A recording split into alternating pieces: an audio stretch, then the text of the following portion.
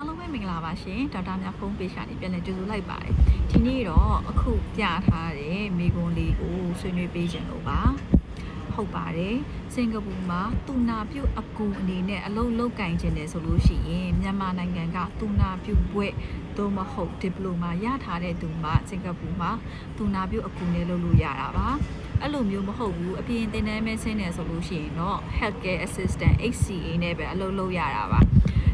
ခုနကဆွေးနွေးထားတဲ့တယောက်ပြောသလိုပဲပေါ့နော် talent waste ဖြစ်တာတော့အမှန်ပဲဒါပေမဲ့လည်းthis is the situation now ပေါ့နော်တချို့သူနာပြုဘွဲ့ diploma ရထားပြီးတဲ့သူတွေတောင်မှအကြောင်းအမျိုးမျိုးကြောင့်ဒီမှာ HCA နဲ့လုပ်နေတဲ့သူတွေရှိခဲ့ပေါ့နော်သူနာပြုဘွဲ့သို့မဟုတ် diploma မရထားဘဲနဲ့ဒီကိုသူနာပြုအကူနဲ့တန်း join လို့ရတာမျိုးကျွန်မ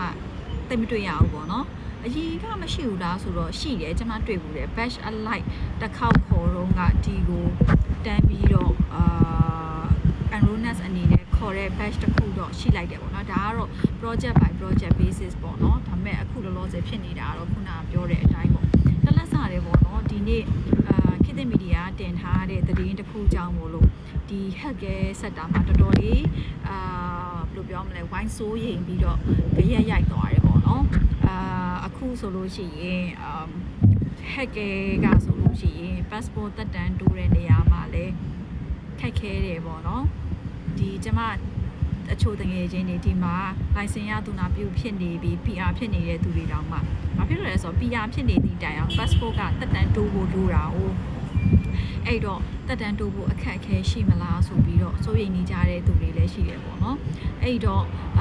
ဒါအားလုံးကို information မျှဝေပေးတာပါဒါလက်ရှိဖြစ်နေတဲ့အနေအထားပေါ့နော်ဒီသူနာပြုဘွဲ့တွေ diploma တွေရထားရင်တောင်မှဒီကိုရောက်လာပြီးလို့ရှိရင်သူနာပြုအကူနဲ့ပဲလုပ်လို့ရတယ်သူနာပြုအကူနဲ့လုပ်ပြီးအလုပ်ရှင်ကထောက်ခံချက်ပေးတယ်ဆိုလို့ရှိရင် SMB မှာ license လျှောက်လို့ရတယ်ပေါ့နော်ဒါပေမဲ့အဲ့လို license လျှောက်ဖို့ဆိုတာကလေစင်ကာပူသူနာပြုကောင်စီကတောင်းတဲ့စာရွက်စာတမ်းတွေရှိရပေါ့နော်license မြန်မာနိုင်ငံကသူနာပြု license တက်တန်းက valid ဖြစ်ရမယ်လို့အမှတ်စည်းပြရမယ်လို့စသဖြင့်အဲ့လိုတွေရှိရပေါ့နော်အဲ့တော့ကိုတက်လာတဲ့အကြောင်းကအမှန်စည်းမထုတ်ပေးဘူးပြီးတော့သူတို့က verify လုပ်တယ်ဒီအကြောင်းသားကဒီ batch ကဒီလိုဟုတ်ပါသလားဆို email ပို့တယ်ပေါ့နော်အဲ့ဒီ email ကိုမပြန်ပေးဘူးပေါ့နော်အဲ့လိုတွေဆိုလို့ရှိရင်ကိုက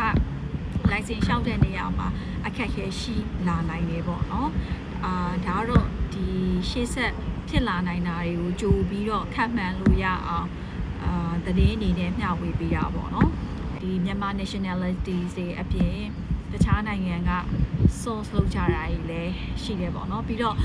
သတင်းတစ်ခုဖတ်လိုက်ရမယ်နဲ့တူတယ်ဒီ healthcare မှာ foreigners တွေများနေလို့ဆိုပြီးတော့သူတို့ရဲ့ဒီ healthcare industry ကြီးကစိုးရိမ်စရာအနေထားရောက်နေပါပြီဆိုတော့လည်း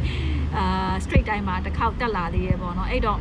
hacker ကို join မဲ့သူတွေအနေနဲ့နည်းနည်းလေးရေရှည်ကိုစဉ်းစားပါ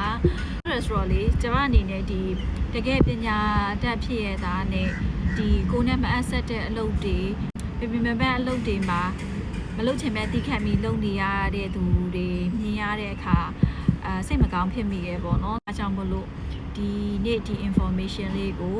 hacker လာမဲ့သူတွေအတွက်ညှဝေပေးတာပါမေးခွန်းရှိလာလို့ရှိရင်လည်းကျွန်တော်အမြဲလာမေးလို့ရပါတယ်ပြီးတော့ဒီ nurses တွေနဲ့ပတ်သက်လို့ရှိရင်လည်းမေကသူနာပြုဆရာမကြီးဖြစ်တယ်လက်ရှိတဲ့သူနာပြုကောင်စီမှာတာဝန်ထမ်းဆောင်နေတာဆိုတော့တက်နိုင်သလောက်ဖြေပေးပါမယ်ဒါပေမဲ့မေက social media မတော်ဘူးပေါ့နော်အဲ့တော့အဖြေနောက်ကျခဲ့သည်ရှိတော့သိခံပေးပါလို့ပြောချင်ပါတယ်တက်နိုင်သလောက်တော့လာမေးသမျှကိုဖြေပေးဖို့ကြိုးစားပေးပါမယ်ရှင်ကျေးဇူးတင်ပါတယ်ရှင်